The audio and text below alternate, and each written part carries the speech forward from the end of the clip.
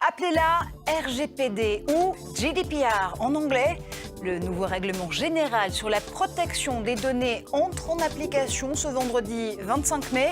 Alors qu'est-ce que ça change pour nous, utilisateurs? Et à quoi vont devoir se plier les acteurs de l'économie numérique? Reportage, débrief et interview, on vous dit tout sur ce nouveau bouclier de la data européenne. Mais d'abord, que dit exactement cette nouvelle réglementation? Explication de texte avec David Gilberg. Cette image vous dit quelque chose? Si vous possédez un smartphone, vous avez sûrement reçu ces dernières semaines des alertes comme celle-ci en lançant certaines applications. Une conséquence directe du règlement général sur la protection des données. Cette initiative européenne a été conçue pour protéger les internautes dans un monde où leurs données circulent plus que jamais en ligne. Nous vivons vraiment dans une sorte de jungle où nous nous perdons. Pour les individus, le RGPD offre 5 avantages possibles. Être informés de l'utilisation de leurs données, de la durée de leur sauvegarde et de leur transfert hors de l'Union européenne, accéder, corriger et effacer leurs données, être oublié, c'est-à-dire ne pas apparaître dans les moteurs de recherche, refuser l'utilisation d'algorithmes pour préférer une intervention humaine, enfin porter plainte pour violation de leurs droits devant les agences nationales de protection des données. Une entité européenne centralisera les discussions sur la question et prendra des décisions applicables dans tous les États membres, mais c'est au niveau national que se fera le contrôle du respect du RGPD par toute société dans le monde collectant des données européennes. En négociant la possibilité de transfert de données en dehors de l'Europe, nous poussons d'autres pays à augmenter leurs normes. Nous le faisons avec les États-Unis. Maintenant, je négocie avec le Japon, la Corée. Nous allons commencer les discussions avec l'Inde et le Brésil. Le RGPD prévoit des sanctions pour les sociétés qui ne se plieront pas aux nouvelles règles. Elles risqueront des amendes allant jusqu'à 20 millions d'euros. Et Guillaume Gralet du magazine Le Point nous a rejoint bien sûr pour aller plus loin. Hello Guillaume. Bonjour Marjorie. Alors concrètement, ça change quoi pour nous utilisateurs? On va commencer par la portabilité des données.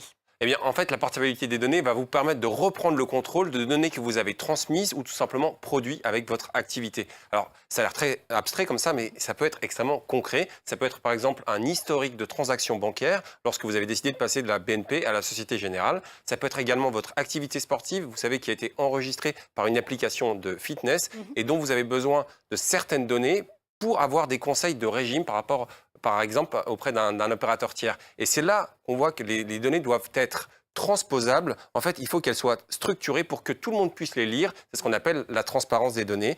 Notre petit conseil, c'est d'utiliser certains services qui vont naître comme Cozy, qui est une petite armoire où vous pourrez ranger et réutiliser les données dont vous avez besoin.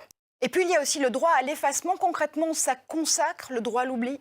Ça consacre le droit à l'oubli, ça l'inscrit dans la loi. Alors c'est extrêmement vaste parce qu'on peut effacer, on peut rectifier ces données. En plus, c'est gratuit, notamment pour le demandeur. Ceci dit, la loi est un peu floue parce que la loi prévoit que ça doit être fait dans les meilleurs délais. Donc on n'a pas vraiment un engagement. Il va falloir s'intéresser ici à une autre start-up qui s'appelle My Data is Rich, qui elle veut nous permettre de commercialiser nos données. Allez, autre point important, justement, si on se trouve un peu perdu au milieu de cette réglementation, on va pouvoir désormais se tourner vers un guichet unique. Un guichet unique qui peut être très utile. On va reprendre là un cas très concret. Vous êtes client à Périgueux d'une société d'assurance basée en Allemagne, mais avec une société de recouvrement en Autriche. Eh bien, si vous avez besoin de récupérer, transposer ou tout simplement effacer les données, vous pourrez vous adresser à un seul régulateur, la CNIL par exemple, qui va faire le travail pour vous. Et enfin, il faut noter ce concept d'extraterritorialité, c'est-à-dire des sociétés basées hors de l'Union, mais avec des clients dans l'Union européenne, devront bien évidemment obéir à cette nouvelle réglementation. Alors comment les acteurs de l'économie numérique, cette fois-ci, accueillent cette nouvelle réglementation? De nombreuses voix se sont élevées au sein de la communauté des startups, notamment celles qui utilisent la donnée pour innover. Et pour en parler, on rejoint à New York Rand Indy, le fondateur de Snips, une de nos plus brillantes startups en matière d'intelligence artificielle. Hello Rand. Bonjour Marjorie. Alors cette nouvelle régulation européenne, est-ce qu'elle peut augurer enfin une nouvelle ère entre les plateformes et les utilisateurs pour peut-être tisser un véritable partenariat sur la gestion de leurs données? Le RGPD change totalement la façon dont les utilisateurs et les acteurs du numérique interagissent. Jusqu'à aujourd'hui, en tant qu'utilisateur d'une plateforme, j'avais très peu de contrôle finalement sur mes données personnelles. une fois que j'acceptais des termes et des conditions qui étaient absolument illisibles, je rentrais dans cette espèce de boîte noire où je n'avais aucune visibilité sur ce qui était fait de mes données ou sur une façon d'avoir une sorte de contrôle dessus. Le GDPR, le RGPD change totalement la donne de ce point de vue-là en redonnant du contrôle à l'utilisateur. Donc d'un point de vue citoyen, on est véritablement dans un alignement entre nos libertés fondamentales et notre vie privée et les plateformes qu'on utilise partout dans notre quotidien aujourd'hui. Est-ce que c'est d'ailleurs une des raisons pour laquelle Snips, notamment, se veut RGPD compliant avant tout, vraiment responsable de la donnée qu'il utilise pour ses utilisateurs? Chez Snips, les questions de vie privée étaient centrales depuis déjà 5 ans quand on a démarré notre société. Pour nous, on a toujours vu que on demandera et on aura besoin de plus en plus de protection de notre vie privée au fur et à mesure qu'on connecte de plus en plus de choses dans notre vie. Là où il y a 20 ans, notre vie privée sur Internet était limitée à ce qu'on faisait sur Internet, maintenant qu'Internet est partout autour de nous avec les smartphones, les objets connectés, il n'y a plus cette distinction et donc il y a directement, de manière proportionnelle, un besoin de plus en plus de protection au fur et à mesure qu'on a de plus en plus de connectivité.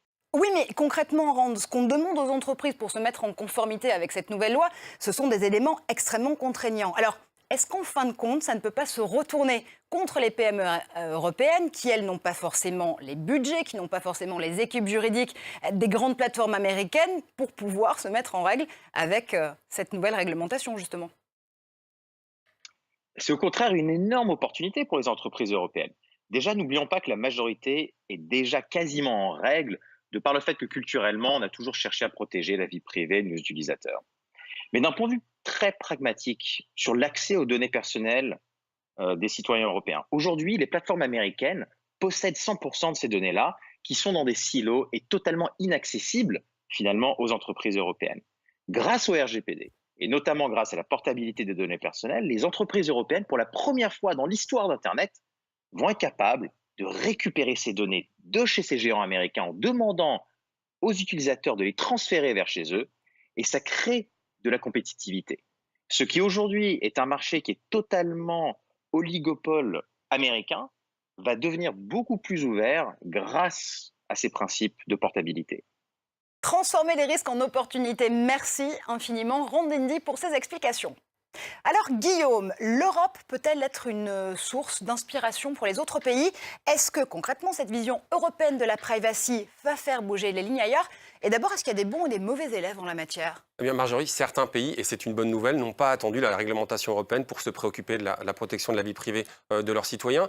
C'est par exemple le cas de la Nouvelle-Zélande, du Canada ou encore de l'Argentine. Donc ce sont vraiment eux les bons élèves. D'autres pays ont une loi, mais qui n'est pas encore compatible avec la réglementation européenne. C'est le cas par exemple du Brésil, de la Colombie ou du Costa Rica. Et puis il y a des pays qui n'ont tout simplement pas de loi. Alors c'est le cas du Suriname, de la Mongolie ou du Botswana. Ça va sans doute changer à l'avenir. En fait, tous les régulateurs des pays qu'on a cités vont regarder ce que fait Helen Dixon. Helen Dixon, elle est en charge de la régulation de la protection des données personnelles en Irlande. Et vous savez, c'est en Irlande que sont basés les sièges européens de tous les géants d'Internet qui vont être particulièrement scrutés dans les prochaines semaines. Merci infiniment, Guillaume. Et tout de suite, c'est Test 24.